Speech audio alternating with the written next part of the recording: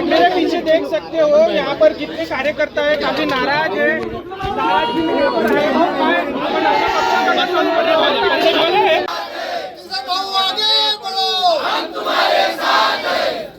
आगे बढ़ो, हम तुम्हारे साथ हैं।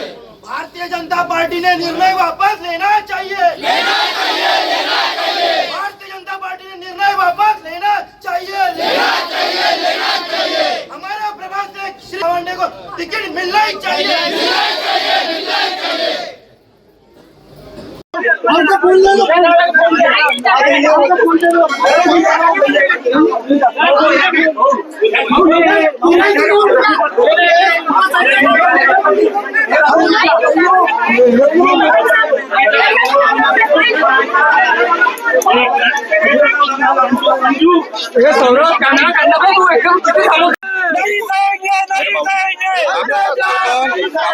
अनेक वर्षापासून भाजपचे एकनिष्ठ कार्यकर्ते म्हणून आहात आणि अशा वेळी जर बघितलं असेल तर आम्हाला पार्सल उमेदवार नको, तर आम्हाला लक्षात घ्या, पार्सल हा शब्द चुकीचा आहे।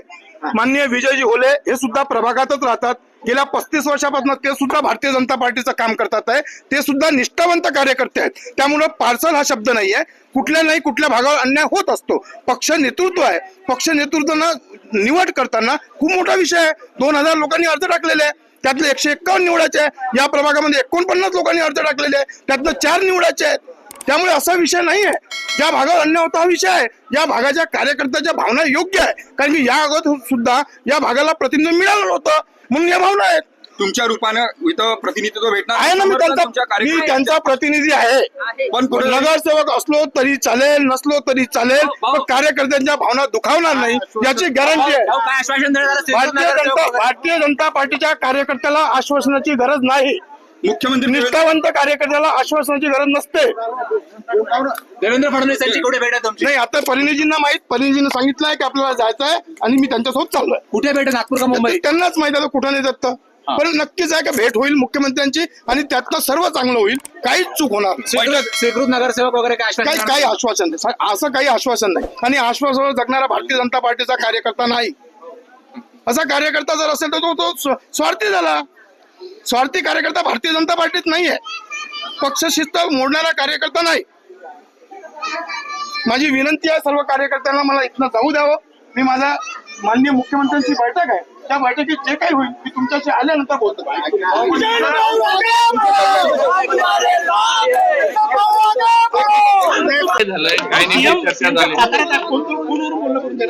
आता आम्ही पक्ष कार्यालयात चाललो आहे, तिथे बाकीचे उमेदवारी सगळ्या उमेदवारांना तिथे बोलवणार आहे, पक्षाचे नेते सगळे तिथे येणार आहे आणि त्यानंतर तिथनं सीएम साहेबांसोबत बोलणं करून या संदर्भातला तोडगा काढणार आहे।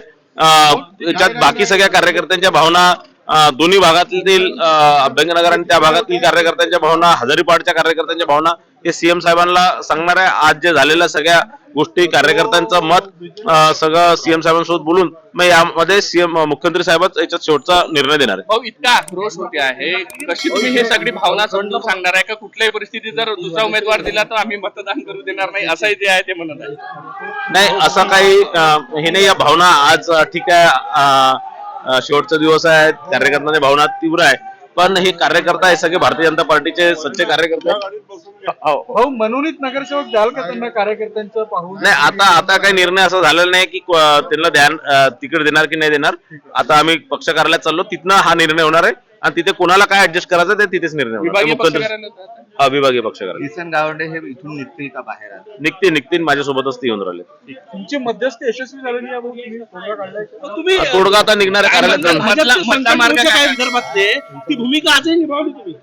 नाही, ठीक आहे, मधला मार्ग काही निघाला निघणार। आता आम्ही कार्यालयात जाऊन या मधल्या मार्गाचाच आम्ही चर्चा करणार आहे।